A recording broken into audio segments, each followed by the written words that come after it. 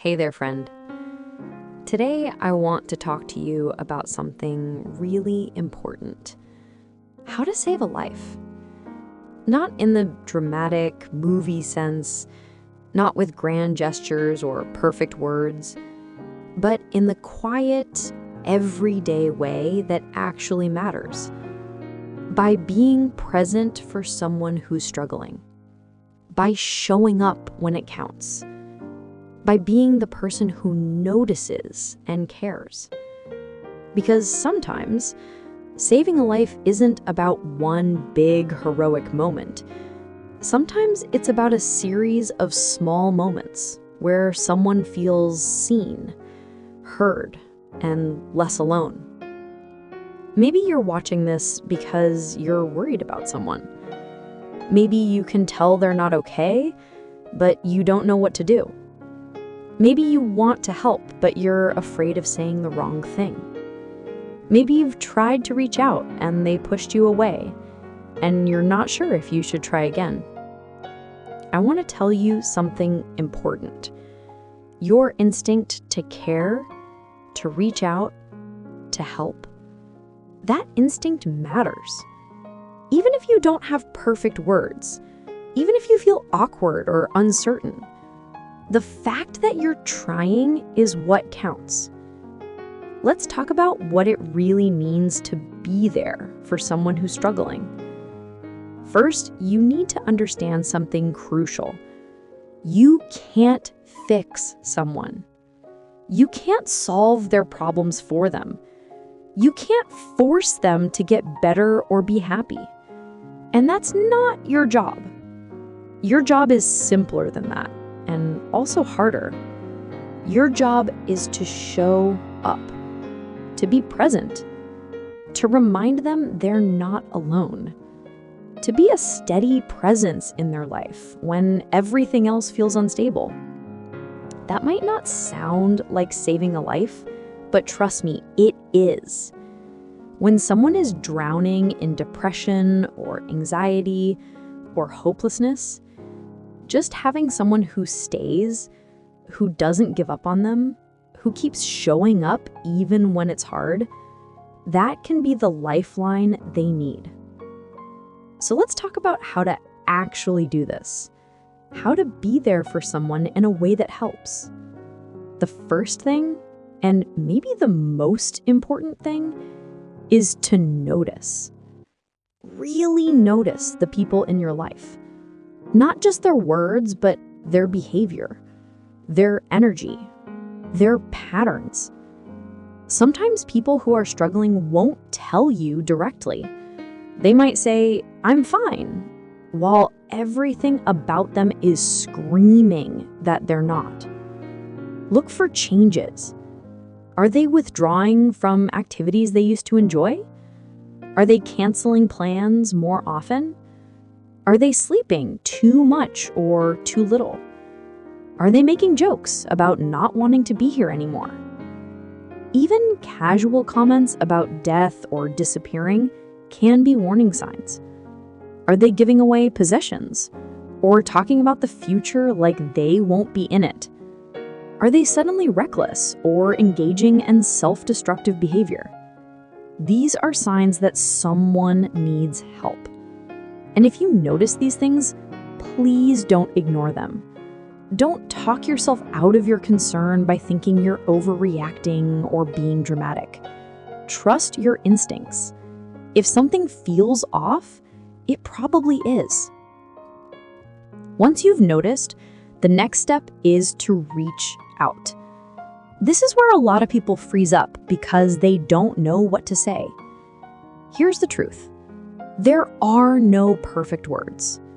But I've noticed you seem down lately, and I'm worried about you. Want to talk? Is often enough. Or, you haven't seemed like yourself. I'm here if you need anything. Or simply, how are you really doing? The key is being direct but gentle. Not accusatory, not dramatic, just honest and caring. And here's what's crucial. Ask directly if you're worried they might be suicidal. I know that feels scary. People worry that asking about suicide will plant the idea or make things worse. But research shows the opposite is true. Asking directly can actually reduce suicidal thoughts because it lets the person talk about what they're experiencing. So if you're genuinely worried, ask, are you thinking about hurting yourself? Or are you having thoughts of suicide? It's direct, it's clear, and it shows you're not afraid to go there with them. If they say yes, stay calm. Thank them for telling you. Tell them you're glad they're still here. And then help them get professional help immediately. That might mean calling a crisis line together. That might mean going to the emergency room. That might mean helping them make an appointment with a therapist. Don't leave them alone if you think they're in immediate danger. Stay with them, or make sure someone else is with them until they're safe.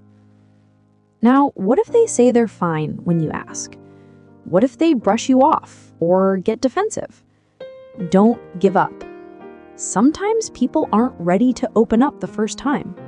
Keep showing up. Keep checking in. Keep being present. You might say something like, "Okay, I hear you, but I want you to know I'm here if that changes, anytime, day or night." And then follow through on that. Check in again in a few days. Send a text just to say you're thinking of them. Invite them to do something low-key, no pressure. Sometimes people need to know multiple times that you really mean it before they'll open up. Let's talk about what to do when someone does open up to you. This is where a lot of people panic because they don't know how to respond. Here's what helps. Listen. Really listen. Not to respond, not to fix, just to hear them. Let them tell you what they're going through without interrupting, without offering solutions, without trying to make it better. Just be present with their pain. Resist the urge to say, "It'll get better," or "think positive," or "other people have it worse." Those statements, even though they come from a good place, can make someone feel dismissed or like their pain isn't valid. Instead, try things like, "That sounds really hard. I'm so sorry you're going through this." Or, "Thank you for trusting me with this." Or, "You don't have to go through this alone." Validate their feelings. Let them know their struggle is real and understandable. You don't have to understand everything they're feeling to validate it. You just have to believe them when they tell you they're hurting. Here's another important thing. Don't make it about you. Don't talk about how worried you've been for them or how scared you are for them. Not right now, when they're being vulnerable. Right now, center their experience, not yours. There will be time later to process your own feelings about their struggle. But in the moment they're opening up, keep the focus on them. After they've shared, ask what they need right now. How can you help? Sometimes they'll know. Sometimes they'll say they just need someone to listen, which you're already doing. Sometimes they won't know what they need. That's okay too. You can offer specific things, like, "Can I sit with you for a while? Do you want to go for a walk? Have you eaten today? Can I make you something?" Concrete offers are often better than, "Let me know if you need anything." Because when someone is struggling, they often can't articulate what they need or feel like they're burdening you. But, "I'm bringing you dinner tomorrow. Is 6 p.m. okay?" is something they can say yes or no to. Now, let's talk about ongoing support. Because one conversation isn't usually enough. Depression, anxiety, trauma, these things don't resolve with one heart-to-heart.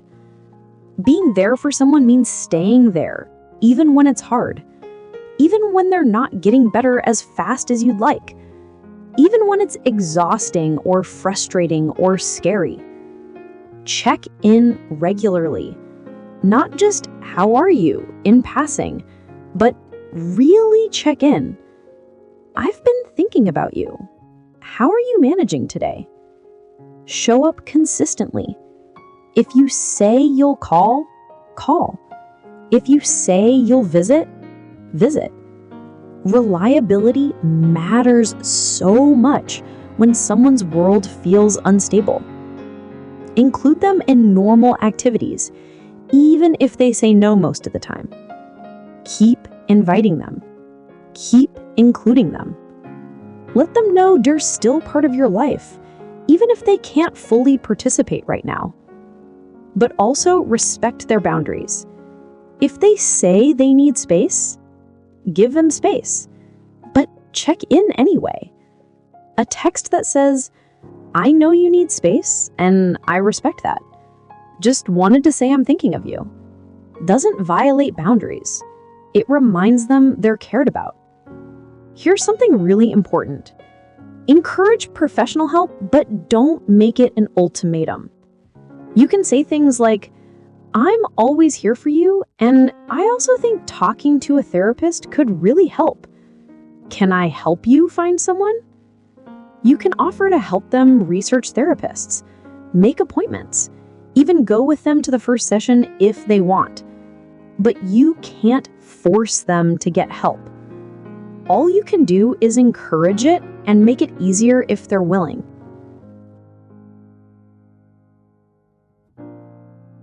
And here's the hard truth. Sometimes, despite everything you do, someone might still be in crisis. They might still be in danger. And if that happens, you might have to make hard decisions. If someone is actively suicidal and won't get help, you might need to call emergency services. That might damage your relationship temporarily. They might be angry with you. But a damaged relationship is better than a lost life. You can repair relationships. You can't undo death. So if it comes to that, make the call. Get them help, even if they don't want it in that moment. Now, I need to talk to you about taking care of yourself, because supporting someone who's struggling is emotionally exhausting. It's hard to watch someone you care about in pain. It's draining to be someone's support system. And you can't pour from an empty cup. You need to take care of yourself too. That's not selfish. That's necessary. Make sure you have your own support system. Talk to other friends or family members about how you're feeling. Consider seeing a therapist yourself to process what you're going through. Set boundaries when you need to. You can care about someone deeply and still need to protect your own mental health. It's okay to say, "I can't talk right now, but I can call you tomorrow." It's okay to have limits. That doesn't mean you don't care. It means you're human too. And remember, you're not responsible for saving them. You can be present, supportive, caring, and helpful. But ultimately, their healing is their journey. You can't want recovery for them more than they want it for themselves. You can walk beside them, but you can't carry them the whole way. That's not abandonment. That's understanding the reality of how healing works. Let's talk about what success looks like. It's not always dramatic recovery. Sometimes saving a life looks like someone making it through one more day. Sometimes it's them agreeing to call a therapist. Sometimes it's them texting you instead of doing something harmful. Sometimes it's them crying with you instead of alone. These small moments matter. These are the moments where life is being saved, not in one big rescue, but in small acts of connection and care that accumulate over time. Your presence matters more than you know. The fact that you stayed when they pushed you away. The fact that you kept checking in when they didn't respond. The fact that you listened without judgment. The fact that you didn't give up. These things matter. You might never know the full impact of your care. You might never hear, "You saved my life." But please know that being there for someone in their darkest time is one of the most important things you can ever do. So if someone comes to mind while you're watching this, reach out to them. Send that text. Make that call. Show up. You don't have to have perfect words. You don't have to fix everything. You just have to care and show that you care. That's how you save a life. One moment of presence at a time. One conversation at a time. One "I'm here" at a time. Thank you for caring enough to watch this. Thank you for being the kind of person who wants to help. The world needs more people like you. People who notice. People who care. People who show up. And if you're the person who needs help right now, please reach out. Please tell someone what you're going through. Please call a crisis line if you need immediate support. Your life matters. You matter. And there are people who want to help, who want you to stay. Please give them the chance. Take care, friend. And remember, sometimes the most powerful thing you can do is simply be there. That's enough. You're enough.